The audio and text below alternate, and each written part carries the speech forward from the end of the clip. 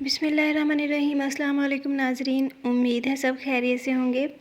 आज मैं आपके साथ शेयर करने जा रही हूँ बहुत ही छोटी सी रेसिपी, लेकिन ये बहुत मज़ेदार और क्रिस्पी बन के तैयार होती है। तो हम बनाने जा रहे हैं कुरकुरी भिंडी पकौड़ा। तो उसके लिए मैंने तकरीबन 300 ग्राम भिंडी ले ली है। तो भिंडी को हम इस तरह लंबाई के रूप में काट लेंगे और एक बाउल में ट्रांसफ़र कर लेंगे। तो अगर घर में आपके पास ये सब्ज़ी मौजूद है तो आप 5 मिनट में भिंडी पकौड़ा स्नैक्स रेडी कर सकते हैं। तो भिंडी को हमने काट लिया है और इसमें हमने ऐड किए हैं चंद मसाले, जिनमें नमक half teaspoon, red chilli powder half teaspoon, ज़ीरा पाउडर हाफ़ टी स्पून, धनिया जो कि क्रश किया हुआ था वो भी मैंने हाफ़ टी स्पून ऐड किया है, क्वार्टर टी स्पून हल्दी और half tea spoon chaat masala add करने के बाद मैं इसमें ऐड कर रही हूँ 2 टेबल स्पून बेसन। और ये सारी चीज़ें ऐड करने के बाद हमने इनको अच्छी तरह से मिक्स करना है।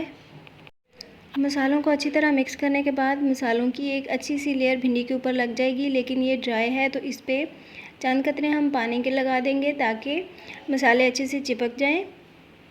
और यहाँ पे नए नाज़रीन से गुजारिश है कि प्लीज़ मेरे चैनल को सब्सक्राइब करें और साथ लगे हुए बेल आइकन को प्रेस करें ताकि नई वीडियोज़ की नोटिफिकेशंस आपको मिलते रहें और मुझे हौसला। मज़ीद हमने चंद कतरे पानी के ऐड करके इसको अच्छे से मिक्स कर लेना है ताकि मसाला बहुत अच्छे से कोट हो जाए और फ्राइंग के दौरान भिंडी के ऊपर से मसाला उतर ना सके। तो इसको हमने अच्छे से मिक्स कर लिया है। तो जैसा कि आप देख रहे हैं मसाले की बहुत अच्छी सी एक लेयर भिंडी के ऊपर लग चुकी है। तो इसके बाद हमने ऑयल को गरम कर लिया है।